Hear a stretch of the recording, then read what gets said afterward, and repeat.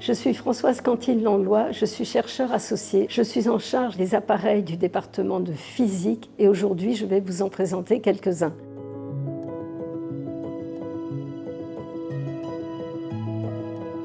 Alors cette machine, c'est une machine de Holtz, appelée aussi roue de Holtz parfois. C'est une machine qui a été créée dans les années 1870 pour produire des hautes tensions. Elle a servi entre autres pendant la guerre de 14 pour alimenter les tubes à rayons X. C'est une machine qui est constituée de disques de verre. Elle a été utilisée pour alimenter les tubes de rayons X qui servaient à faire des radios pendant la guerre de 14 et que les médecins l'appelaient roue de Holtz. Alors ici, on a l'emplacement de la manivelle qui permettait de faire tourner la machine via ces courroies là. Et les disques tournants, il y a 4 disques, 2 grands et 2 petits, qui tournaient et par frottement se chargeaient électrostatiquement. Les charges sont récupérées jusqu'à ces parties-là, qui sont des éclateurs. Le problème, c'est d'amorcer la machine. Et vous voyez ces pièces de carton là, avec une espèce de petite flèche au bout. Il fallait charger ces cartons-là avec, par exemple, une peau de chat ou une autre petite machine électrostatique, pour amorcer le système. Et une fois le système amorcé, on fait tourner la manivelle et la machine se charge et peut produire une haute tension. Elle a été remplacée ensuite par une machine que l'on trouve pratiquement dans tous les lycées, qui est la machine de Wimshurst, qui est d'un usage beaucoup plus pratique et qui permet facilement d'avoir des étincelles assez spectaculaires.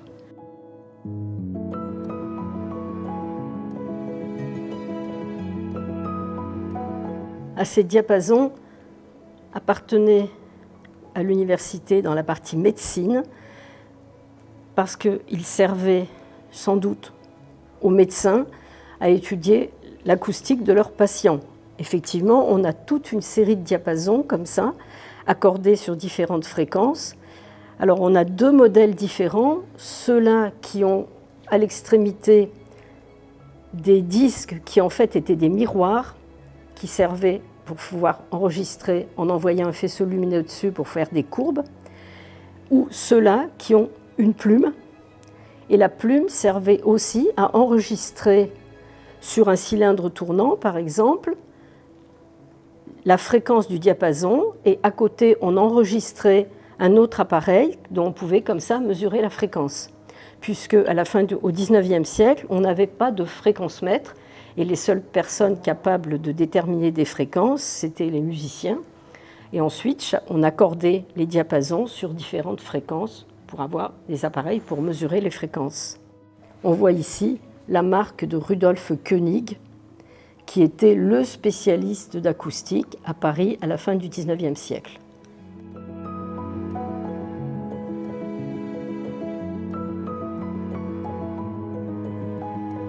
Alors là, on a un électromètre à cadran. C'est un appareil qui était conçu pour mesurer les très faibles charges électriques. Celui-là a la particularité d'avoir été construit à Lyon par les frères Trenta, qui étaient 2 artisans italiens qui travaillaient pour l'université de Lyon, entre autres pour la médecine, et qui ont été impliqués dans des mouvements anarchistes et entre autres dans des manifestations qu'il y a eu à Lyon à la fin du XIXe siècle. Donc ils ont été arrêtés et emprisonnés, et les médecins ont demandé leur libération parce que, je cite, c'était les seuls ouvriers capables de leur faire de beaux appareils.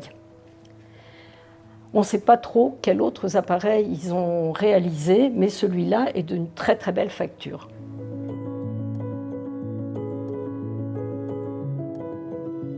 Il s'agit d'un volume en laiton qui était fait pour étudier la répartition des charges en fonction de la forme de l'objet.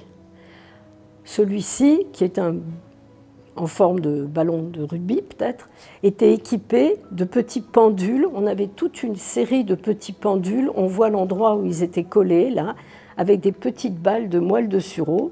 Et quand on chargeait l'objet à l'aide d'une machine électrostatique, on pouvait voir les pendules qui s'inclinaient plus ou moins violemment selon l'importance de la charge. On pouvait par exemple constater qu'à l'extrémité, on avait éventuellement une charge plus importante qu'au centre.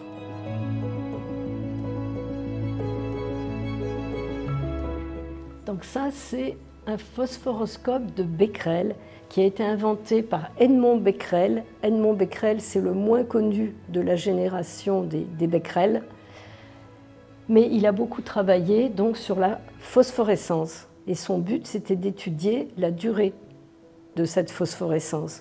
Pour ça, il a inventé cet appareil qui en fait est constitué d'un boîtier avec sur les deux faces des fenêtres qui ont la même forme mais qui ne sont pas face à face. Ce qui fait que la lumière ne peut pas traverser complètement l'appareil. D'un côté, on éclaire pour éclairer le matériau phosphorescent et de l'autre côté, on va regarder. Et grâce à un dispositif mécanique de démultiplication, on peut voir, en fonction du nombre de fois où on va voir passer la lumière, on peut déterminer la durée de vie de la phosphorescence. Une durée de vie qui est de quelques millisecondes. Là, on a des matériaux fluorescents. Si on pouvait les éclairer en lumière ultraviolette, on verrait qu'ils ont des jolies couleurs. Et celui de gauche, c'est tout simplement de la fluorescéine.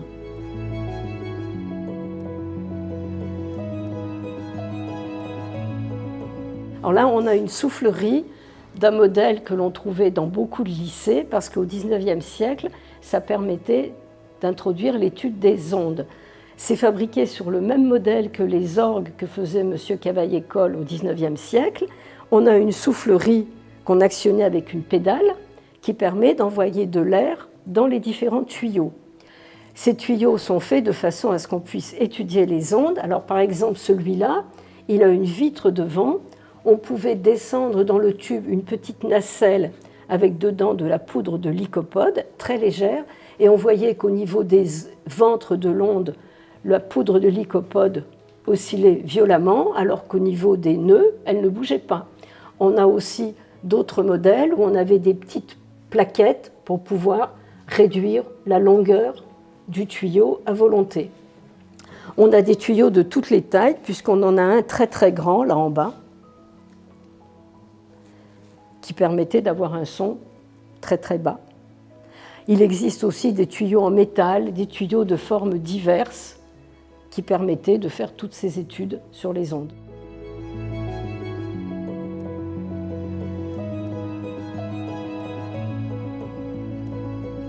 Alors cet appareil assez complexe, c'est un résonateur de Helmholtz ou de Koenig, suivant les gens. Helmholtz étant le physicien, le physiologiste qui voulait s'en servir, et Koenig, la personne qui l'a fabriqué. Il est constitué de 3 parties, des résonateurs qui sont des sphères qui vont résonner pour une fréquence donnée, des flammes qui étaient alimentées à l'époque par du gaz de ville avec des capsules manométriques, c'est-à-dire des capsules qui ont une petite paroi très souple qui va vibrer à la fréquence du résonateur, et la flamme va osciller en hauteur à la même fréquence. Pour bien visualiser l'oscillation des flammes, on utilise un miroir tournant qui, grâce à la persistance récinienne, permet de voir la flamme osciller et les hauteurs différentes de flammes. Cet appareil a été utilisé par Helmholtz pour étudier la voix. Alors il demandait à des chanteurs de chanter devant ces résonateurs et il permettait d'enregistrer, entre guillemets, ce qu'ils voyaient. Les enregistrements au début étaient faits par des gens qui dessinaient ce qu'ils voyaient sur le miroir tournant, et ensuite il y a eu des photographies. Donc là, on a une balance de Curie-Chenevaux. Curie, il s'agit de Pierre Curie, qui a mis au point cette balance au début du XXe siècle pour mesurer la susceptibilité magnétique des matériaux, c'est-à-dire une des caractéristiques magnétiques des matériaux. On peut voir là l'aimant dans le dispositif et puis un crochet qui permettait de suspendre le matériau à étudier. Cette balance est exactement celle qui est décrite dans l'article publié dans le journal de physique théorique en 1903 et qui s'intitule « Sur un appareil pour la détermination des constantes magnétiques », signé Pierre Curie et M. Chenevaux.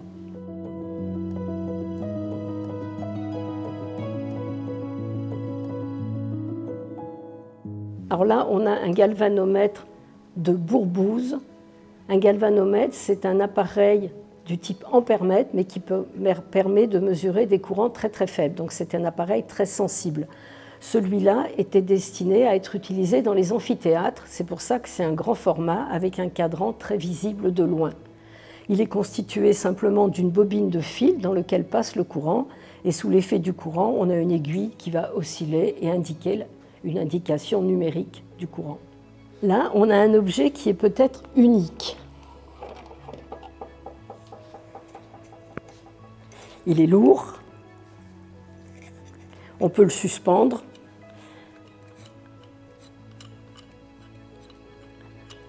On peut l'ouvrir.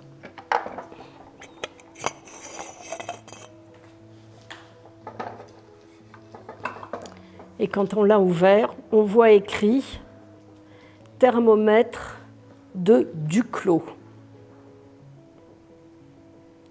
Il s'agit de M. Émile Duclos, qui a été un collaborateur de Pasteur, qui a été professeur pendant 3 ans à l'Université de Lyon, où il a fabriqué ce thermomètre. Très original, qui est constitué d'une série de petits tubes. Vous voyez les petits tubes remplis d'un liquide coloré. Tous ces petits tubes sont numérotés et le liquide qui est à l'intérieur est un mélange de plusieurs produits qui ont la particularité de se séparer à une température donnée. La surface de séparation se place toujours au milieu du petit tube, ce qui permet, quand on place le thermomètre dans un milieu, d'avoir une série de petits tubes qui sont homogènes en couleur et une série, à partir d'une certaine température, qui sont séparés. Pour bien voir la séparation, il y a eu un petit peu d'encre rose dans le liquide.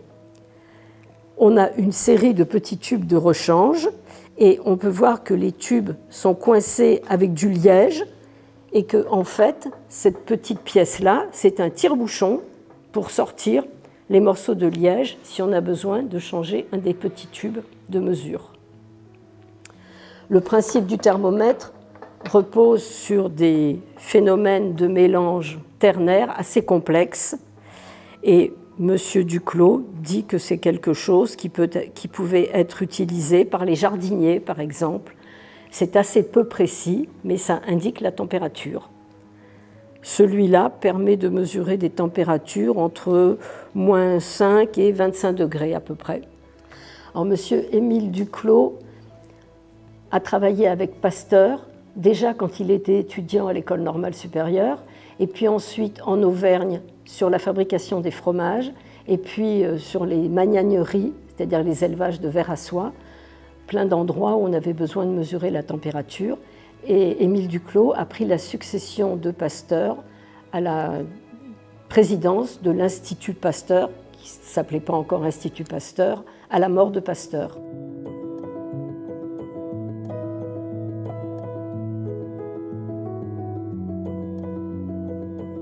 Alors là, on a une machine d'Atwood. C'est une machine inventée par un Anglais, M. Atwood, pour diffuser les lois de Newton. Le problème, c'est que c'est une étude de la chute libre et que la chute libre, ça se fait sur une hauteur raisonnable trop rapidement pour pouvoir être mesuré. À l'époque, on n'avait pas de pendule qui permettent de mesurer des choses de l'ordre de la seconde. La seule chose dont on disposait, c'était des pendules à balancier.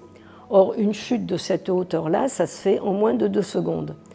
Donc, il fallait inventer quelque chose qui permette de ralentir la course de chute. Pour ça, M. Atwood a utilisé un système de poulies. On a tout en haut, là, 5 poulies. Alors, pourquoi 5 poulies? Parce que la plus grande sur laquelle passe le fil repose sur un axe qui est de chaque côté sur 2 poulies, de façon à réduire les frottements. Comme ça, on a des frottements de roulement plutôt que d'avoir des frottements de glissement. C'est la même chose qu'une trottinette, c'est plus facile que de marcher à pied. Quand on est à l'équilibre, on a la même masse de chaque côté du fil et ça ne bouge pas. Si on met une toute petite masse d'un côté, le système va se mettre très lentement en mouvement, beaucoup plus lentement que pour une chute normale. Donc cela, ça va permettre d'étudier la chute, qui va être une chute accélérée. Et pour pouvoir mesurer la vitesse de cette chute, l'astuce de M. Atwood, ça a été de disposer ce petit dispositif-là qui permet d'arrêter le mobile à un instant donné. Et ensuite, le mouvement se poursuit à vitesse constante. Et on pouvait mesurer ensuite la vitesse sur la hauteur restante, en mesurant le temps et la hauteur. Le problème, c'est qu'il fallait pouvoir mesurer le temps. Et pour ça, il fallait ajuster le dispositif de façon à savoir qu'à tel moment, ça allait s'arrêter et à tel autre moment, arriver en bas pendant 1 seconde, 2 secondes. Et pour ça, on comptait les balancements d'un gros pendule qui était fixé sur le côté de la machine. Après, on a eu des objets un peu plus sophistiqués pour mesurer le temps, à savoir des métronomes, quand le métronome a été inventé au milieu du XIXe siècle. Et puis ensuite, cette machine a été introduite dans les lycées dès les premiers programmes de lycée, c'est-à-dire dès 1803. Il était prévu une machine d'Atwood dans les appareils de lycée. Au début, c'était cette belle machine qui coûtait très très cher. Ensuite, on a eu une machine beaucoup plus simple, avec une simple poulie en haut et non pas 5 poulies. Et puis ensuite, au cours des siècles suivants, on a eu des machines beaucoup plus simples qui étaient simplement une poulie accrochée au mur et un dispositif de câbles de chaque côté. Et puis après, il y a eu des enregistrements divers pour mesurer les durées. À la fin, ça s'est terminé par des enregistrements photographiques ou même des capteurs qui permettaient de détecter le passage du mobile à différents instants. Le deuxième modèle de cette machine a été envoyé à Volta, qui en avait commandé une parce qu'il en avait entendu parler. Dans les années 1960, on avait encore beaucoup d'exercices basés sur la machine d'Atwood.